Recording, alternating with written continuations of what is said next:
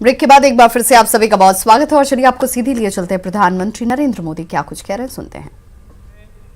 और 2047 आजादी के 100 साल आपके लिए नेक्स्ट 27 ईयर उस लक्ष्य को लेकर के आज का ये आपका शताब्दी समारोह संपन्न होगा, ऐसा मुझे पूरा विश्वास है।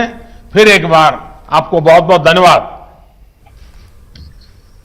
और बड़ी खबर इस वक्त बिहार के मधुबनी से आ रही है, जहां पर जेवर कारोबारी से लूट की गई है। जी हां, गहने से भरा हुआ बैग लूटा गया है अपराधियों की तरफ से।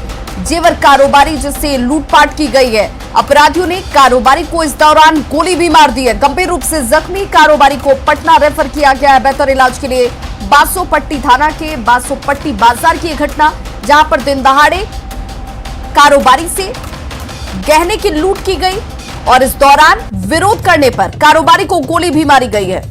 तस्वीरें आपके सामने, जहां पर कारोबारी को बेहतर इलाज के लिए पटना रेफर किया गया है। गहने से भरा हुआ बैग था जिसकी लूटपाट करने के लिए अपराधी पहुंचे और लूट को अंजाम देने के साथ ही कारोबारी को गोली भी मार दी गई।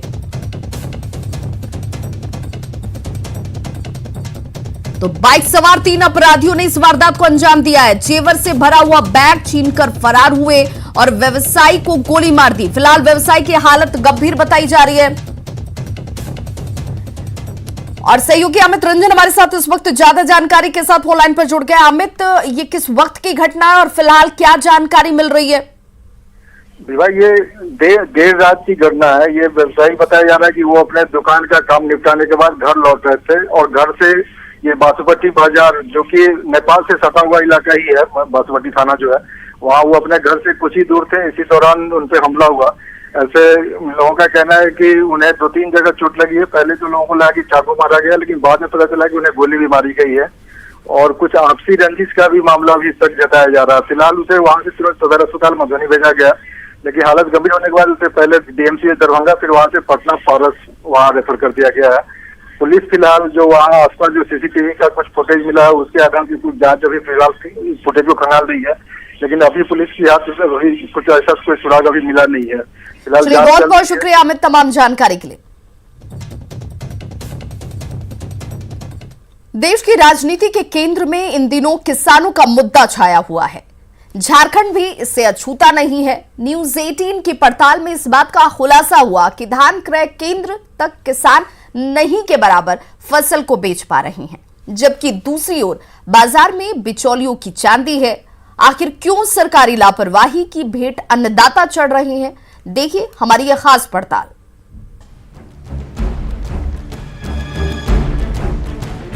झारखंड में किसानों की क्या स्थिति है? क्या उन्हें अपने फसल की कीमत मिल पा रही है? क्या अन्नदाता सरकारी सिस्टम से खुश हैं? इसकी पड़ताल न्यूज 18 ने रांची के कुछ ग्रामीण इलाकों में जाकर की तो सच्चाई सामने आ गई। पहले आपको 2 तस्वीरें दिखाते हैं। पहली तस्वीर धान क्रय केंद्र की है तो दूसरी धान अधिप्राप्ति केंद्र कांके की। भोला धान क्रय केंद्र पर प्रति किलो धान की कीमत महज 10 से 12 रुपये है, जबकि राज्य सरकार के धान अधिप्राप्ति केंद्र पर प्रति किलो धान की कीमत 20 रुपये 50 पैसे है। बावजूद इसके सरकारी धान क्रय केंद्र पर सन्नाटा पसरा हुआ है। ऐसा क्यों हो रहा है, आप किसान की जुबानी ही सुन लीजिए। धान जो पैदा होता है वो किसानों के यहाँ होता है, वो शहर में होता नहीं है, ब्लॉक में होता नहीं है, सचिवालय में होता नहीं है, मंडल में होता नहीं है। वो जब भी होगा तो गांव में होगा। तो गांव में बहुत से लेम्स फिक्स हर गांव में खुले हुए थे, लेकिन सबका सब बंद हो गया। हर ब्लॉक में एक लेम्स एक फिक्स खुला हुआ है। तो उसमें बताइए कौन किसान जो है कि मूर्खताई करेगा कि 4 बोरी धान 5 बोरी धान लेके वो ब्लॉक जाए। यही दिक्कत किसानों के साथ है। और लाचारी में किसान जो है यहाँ धान बेचवा। सरकार से कैसे नहीं काम चलेगा, लेकिन अभी जरूरी मेरा है, सब्जी खरीदना है, तेल खरीदना है। तो अभी आपके घर में कितना अभी धान पड़ा हुआ है? खाने के भर हम नहीं बेचते हैं, लेकिन जरूरी पड़ा तो 1 बोरा लेके आए। यहाँ 12 रुपए का। हाँ। ग्रामीण इलाकों में किसानों से धान क्रय को लेकर बिचौलियों का सिंडिकेट सक्रिय है। गांव से शहर तक बिचौलियों के तार एक दूसरे से जुड़े हैं। हर किसी का अपना अपना कमीशन फिक्स है। किसानों की मजबूरी का फायदा उठाते हुए ये किसानों से औने पौने दाम पर धान की खरीद करते हैं, जबकि धान की क्वालिटी सही नहीं होने पर प्रति बोरे में भी अलग से कटौती की जाती है। 11 साढ़े 11 रुपये लेते हैं। अगर ये दागी हुआ तो 1.5 रुपये कम मिलेगा केजी प्रति में। मोटा भी होगा उसका 1.5 रुपये प्रति कम मिलेगा केजी में। इसको बेच देते हैं। ये पिठोरिया का है, गाड़ी वाला ले जाता है।